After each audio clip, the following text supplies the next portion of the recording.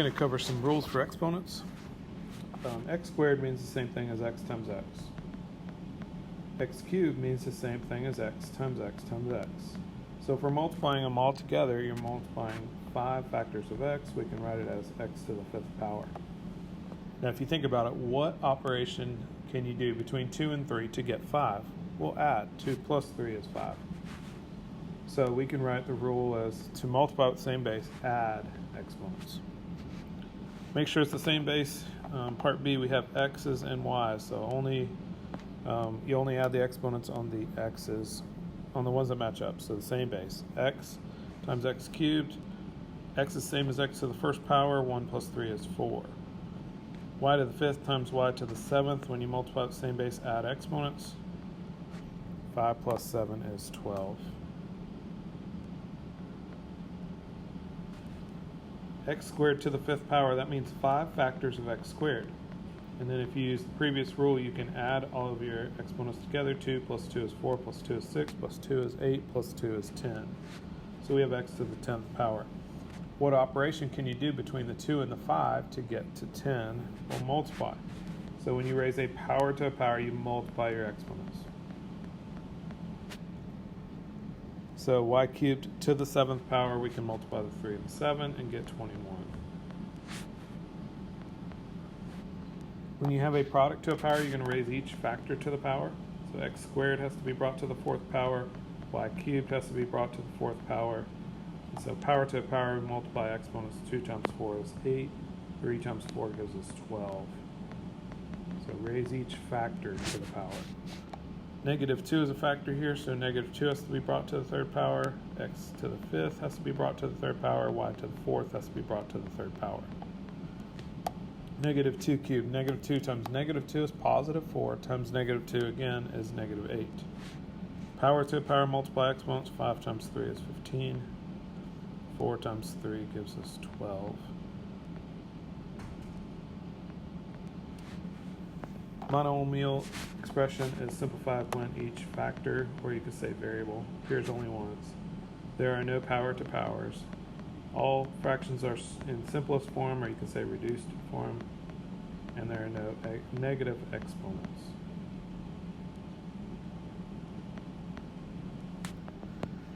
X to the 7th, that's the same as x times x times x times x times x times x times x, where there's 7 factors of x. X squared is the same as x times x. We can divide the top and the bottom by one pair of x's and another pair of x's, so we're left with 5 x's, or x to the 5th power.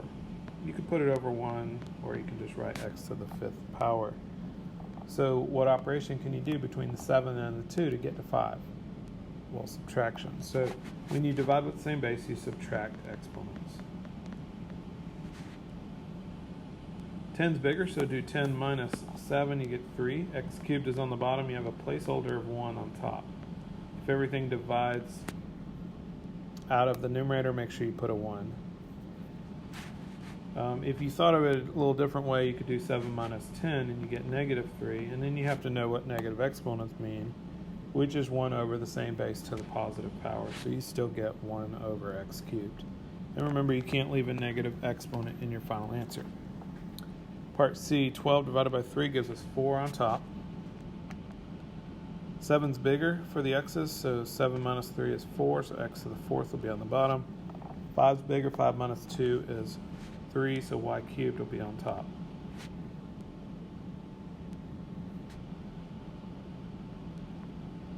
Anything to the 0 power is 1. Now, part C, negative 5 to the 0 power, the negative is not being brought to the 0 power because it's not in parentheses. So this means the opposite of 5 to the 0 power. 5 to the 0 power is 1, the opposite of 1 is negative 1. So be careful with your signs, especially if it's not in parentheses.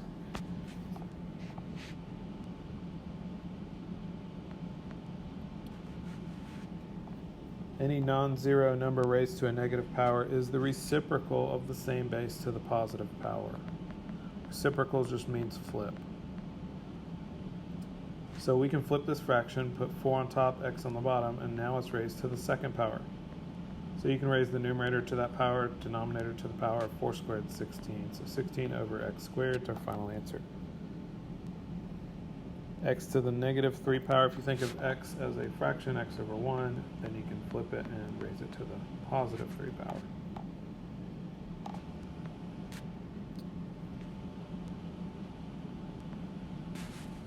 Negative 20 over 30, both of them divide by 10, so you get negative 2 over 3. For the x's, we've got 4 on top, 3 on the bottom. 4 minus 3 is 1. X to the first power, or just x, is on top. For the y's, 5 is bigger. 5 minus 2 is 3. Y cubed would be on the bottom. Fraction is in simplest form, the coefficient part, the number part, and then you've got each variable only once and all positive exponents. 25 and 15 both divide by 5. You get 5 over 3. For the x's, we've got 1 on top. 1 is bigger than negative 4. Think about a number line. 1 is to the right of negative 4. So you do 1 minus a negative 4, you get 5. So x to the 5th is on top. For the y's, 4 minus 4 is 0. Anything to the 0 power is 1. So instead of writing y to the 0, we could write 1, but multiplying by 1 won't change whatever's there, so you don't need the y to the 0. For the z's, negative 1 is bigger. Negative 1 minus a negative 3 is positive 2. Negative 1 plus 3 is 2. Z squared will go on the bottom because there was more on the bottom to begin with, or the bigger number was on the bottom.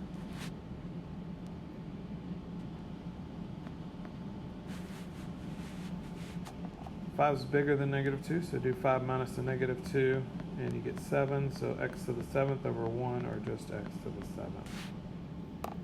If everything divides out of either the numerator or the denominator, you can put a 1 there.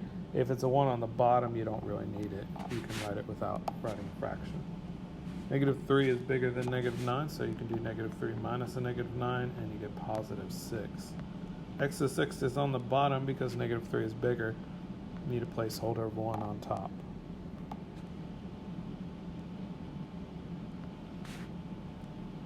I'm going to simplify the fraction a little bit. I noticed that there's x's on top and on bottom and y's on top and on bottom. So 3 over 4, 3 is bigger than 1, so 3 minus 1 is 2. X squared will be on the bottom.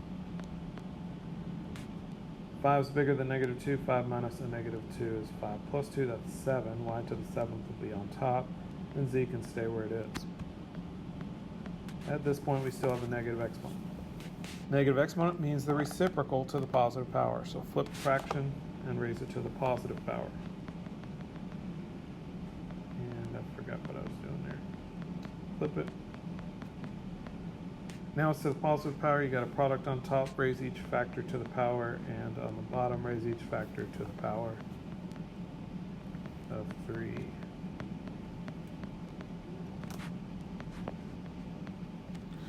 Four cubed, 4 times 4, 16 times 4 is 64 on top.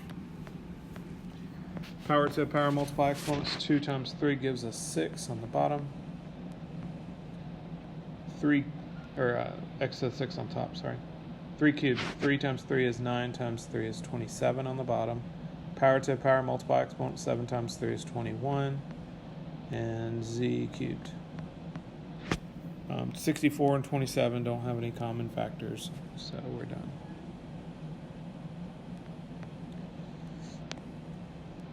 For a fraction exponent, the numerator means the regular exponent, the denominator is the index.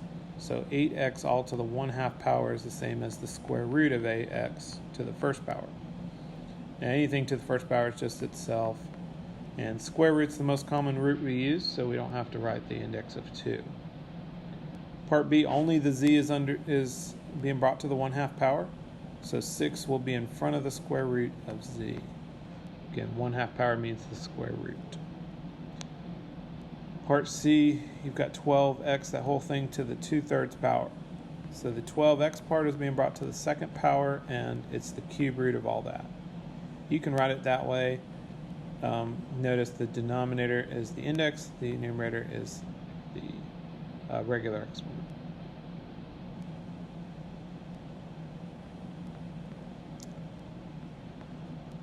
You could square that if you wanted to and write it this way. Either way is fine with me. All right, here we're trying to rewrite it as exponents. So 7a, that whole thing is being brought under the square root, so we can write 7a all to the 1/2 power. Square root, 1/2 power are the same thing. Part B, we've got the cube root of 4x squared, so you can write it as all of that to the 1/3 power. That would be an acceptable answer, or you could write the 4 as 2 squared, and then we could write it as 2x all to the 2nd power, and then we could write it as 2x to the 2/3 power. Regular exponent would be 2, the top, and then 3 is the index, so 3 would be on the bottom of the fraction for the exponent. So either way is fine with me.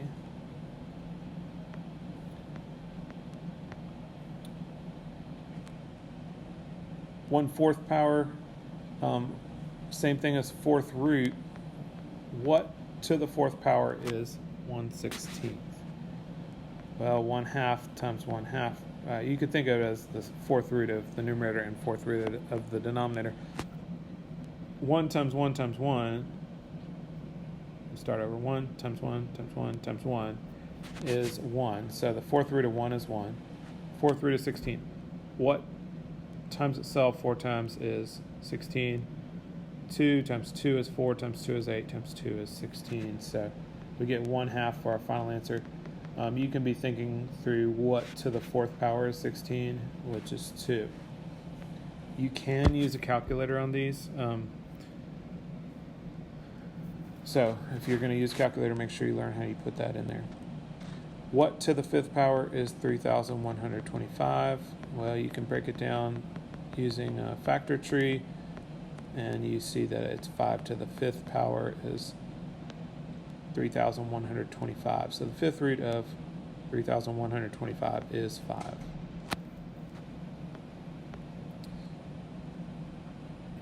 Two-thirds root. You can either bring it to the 2nd power first and then take the cube root, or you can take the cube root first. And cube root first gets your number smaller, so if you're going to do it without a calculator, that's the way to go. 3 times 3 times 3 is 27, so the cube root of 27 is 3. Cube root is 64. 4 times 4 is 16 times 4 is 64. So cube root of 64 is 4. Still have to bring it to the 2nd power. 3 squared is 9. 4 squared is 16. So you get 9/16. Part D, power to a power, multiply exponents. 4/3 times 3, or times 3 over 1, will give you 12 over 9, which simplifies, if you divide them both by 3, to 4 over 3. So x to the 4/3 power.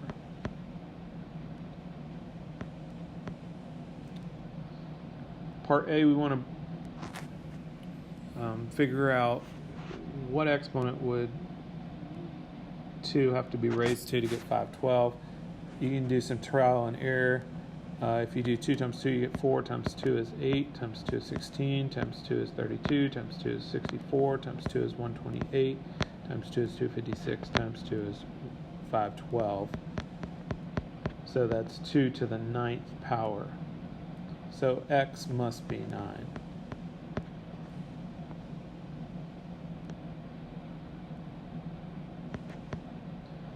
Now, if we can rewrite 243 as 3 to a power, then we can set our exponents equal to each other and solve for x. So 3 times 3 is 9, times 3 is 27, times 3 is 81, times 3 is 243. So 243 can be rewritten as 3 to the 5th power. You've got your bases equal. Now set your exponents equal to each other. X minus 1 equals 5. To get rid of minus 1, add 1, and you get x equals 6. I'm going to add one more problem to this.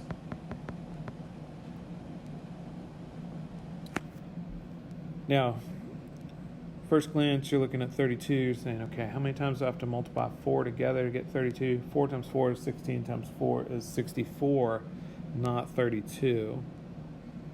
But we can rewrite 4 as 2 squared. 2 times 2 is 4. Now, on the right side, we can rewrite 32 as 2 times 2, that's 4, times 2 is 8, times 2 is 16, times 2 is 32. So 2 to the 5th power is 32. Power to a power on the left side, you'll multiply exponents, distribute the 2. So 2 times x is 2x, 2 times 1 is 2. Now that you have the same base, you can set your exponents equal to each other. So 2x plus 2 has to equal 5. Two-step equation from here. Subtract 2, you get 3, and then divide by 2. And you get x equal to 3/2. You can plug it back in to check it.